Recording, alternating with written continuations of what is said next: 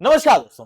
Recently एक बहुत चौंका देने वाला रिवीलेशन हुआ है। जी हां, आप बिल्कुल सही पढ़ रहे हो। थंबनेल के अंदर हुआ कुछ ऐसा कि परसों के दिन एलोन मस्क की जो डोजी है, उस ऑर्गेनाइजेशन द्वारा यह रिवील किया गया कि बाइडेन एडमिनिस्ट्रेशन $21 मिलियन भारत के अंदर वोटर टर्नआउट को बढ़ाने के लिए दे रहा था।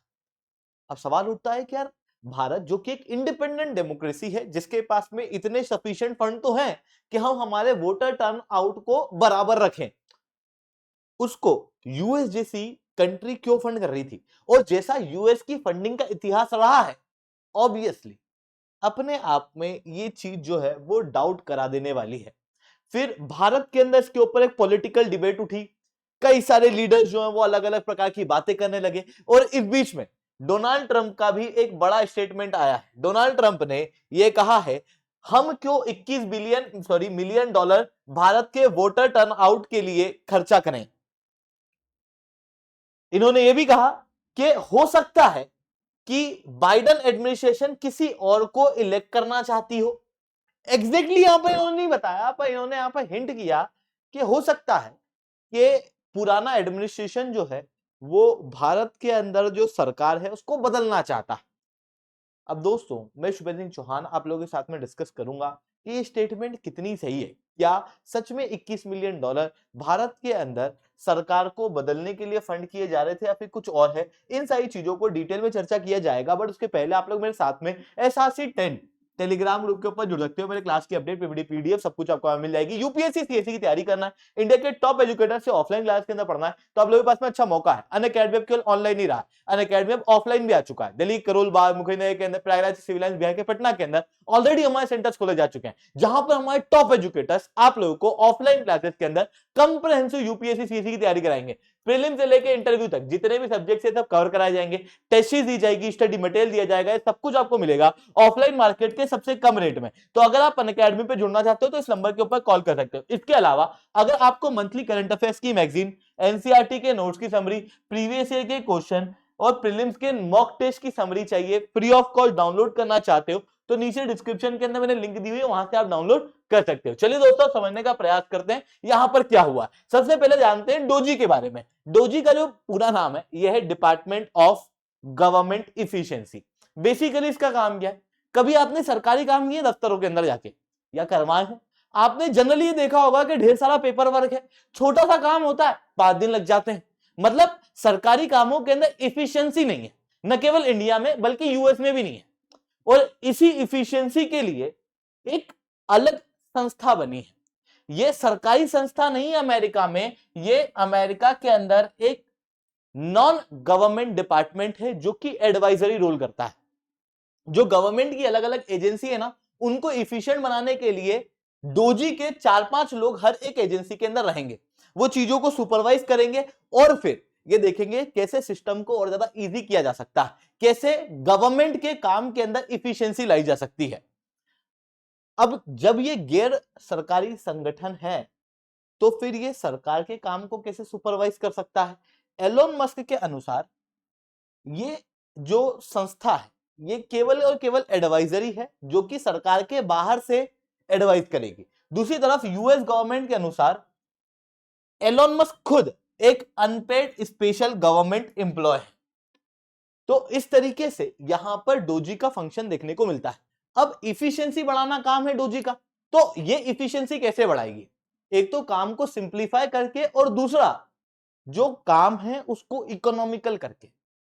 जो एक्स्ट्रा फोकट का खर्चा होता है सरकार के द्वारा उसको कम करना एक बहुत ही मेजर एजेंडा ऑब्वियसली डोजी का होगा।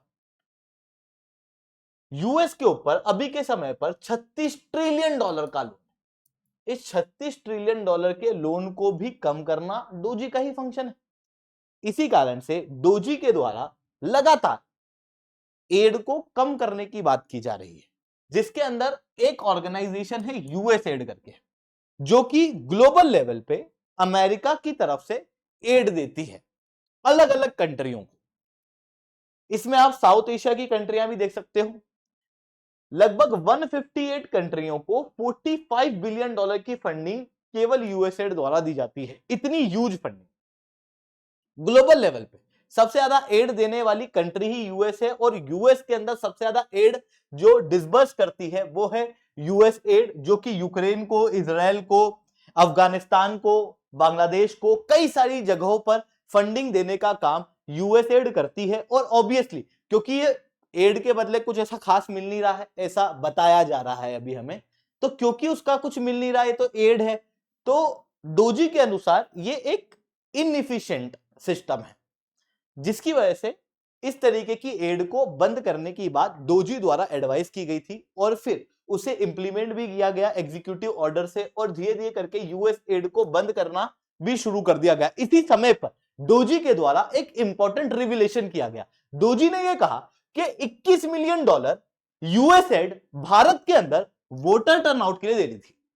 बात आती है कि यार वोटर टर्नआउट इंडिया के लिए, इंडिया जो कि ग्लोबल लेवल पे एक सबसे बड़ी डेमोक्रेसी है, जहां के इलेक्शन इतने फ्री और फेयर हैं कि इंडिया के इलेक्शन कमीशन ऑफ इंडिया को अलग अलग कंट्रियों के अंदर बुलाया जाता है ताकि वहां पर भी इलेक्शन फ्री और फेयर हो।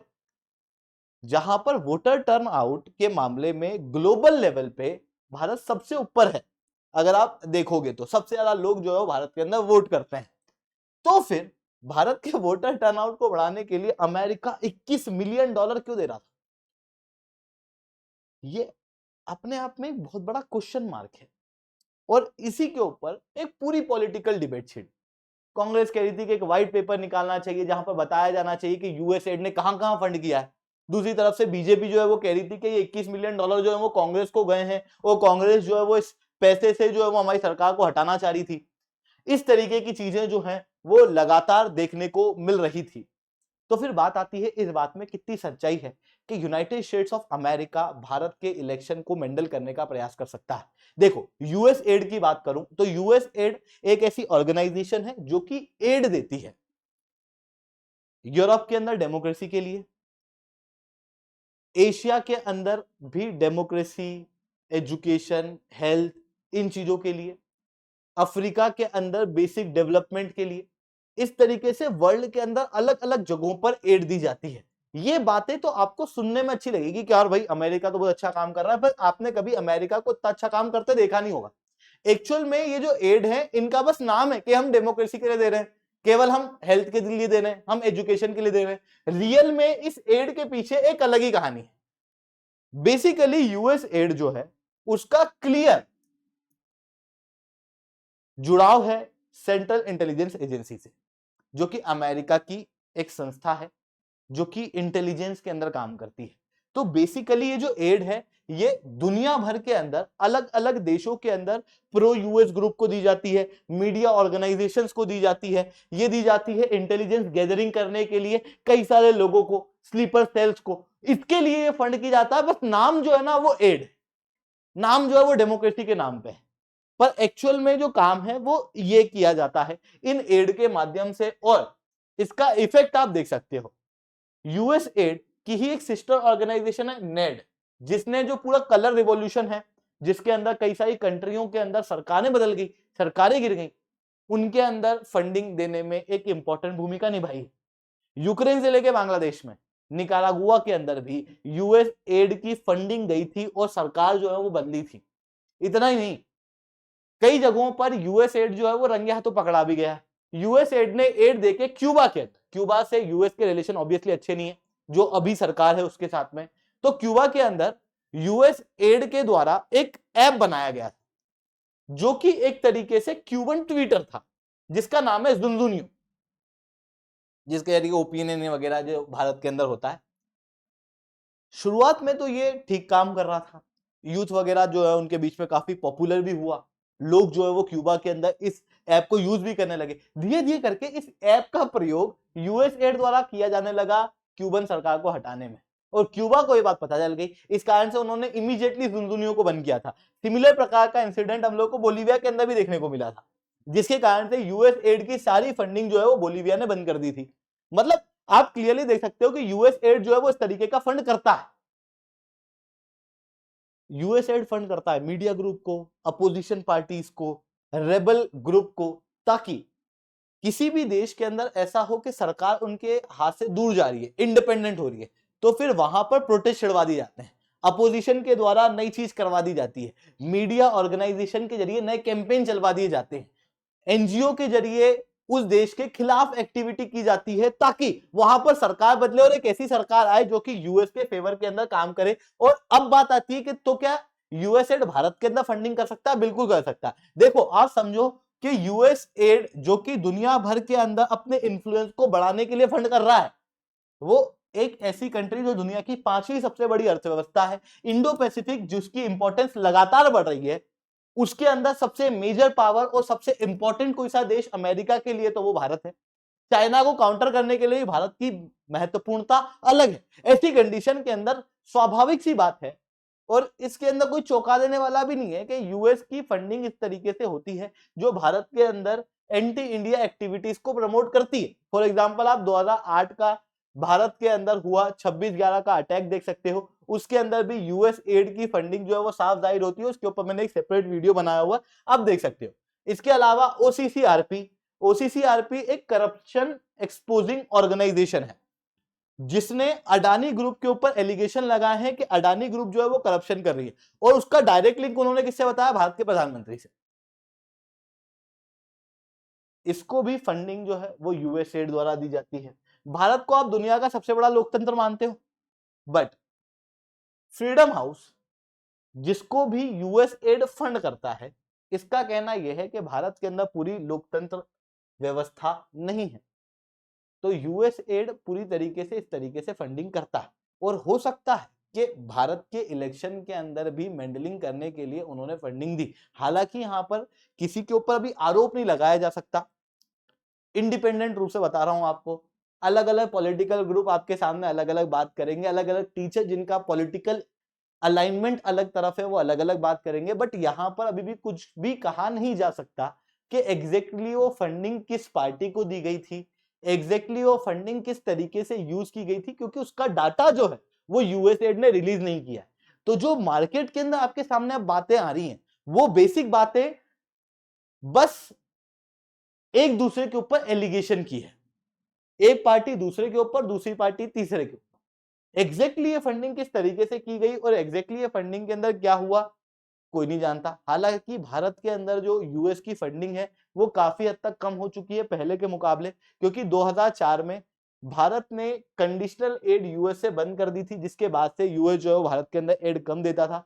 अभी कुछ समय से एड जो है वो आपको वापस से ज्यादा दिखाई देगी। 2023 के फिस्कल ईयर के अंदर $201 मिलियन और 2024 के अंदर $159.6 मिलियन की फंडिंग जो है वो इन सारी चीजों के नाम पे की गई थी, बट एक्चुअल में वो कई सारी एनजीओ को भी गई होंगी जो कि एंटी इंडिया एक्टिविटी के अंदर शामिल है अकॉर्डिंग टू इंटेलिजेंस ब्यूरो, और भी कई सारी जगहों पर फंडिंग जो है वो यूनाइटेड स्टेट्स ऑफ अमेरिका की यूएस एड द्वारा दी जा रही है।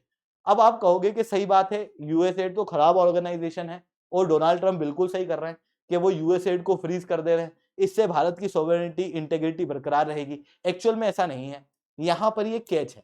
देखो यूएस जो है वो अपनी फॉरेन पॉलिसी को चेंज कर रहा है ताकि वो कम पैसे में इन्फ्लुएंस बढ़ा सके। वो अपना इन्फ्लुएंस कम करने की बात नहीं कर रहे, वो अपनी फंडिंग कम करने की बात कर रहे हैं। बट यहां पर कोई नया एक्सपेरिमेंट उनके द्वारा किया जा रहा है जिसके जरिए वो अपना इन्फ्लुएंस ग्लोबल लेवल पे रखने का प्रयास करेंगे। ऐसी कंडीशन में ऐसा नहीं है कि यूएस जो अपनी हरकतों से कहीं बाज नहीं आता वो अचानक से बाज आ जाएगा ना। यूएस एड को उन्होंने बस बंद किया, बट वो कोई नए चैनल जो है वो अब खोलने का प्रयास करना है।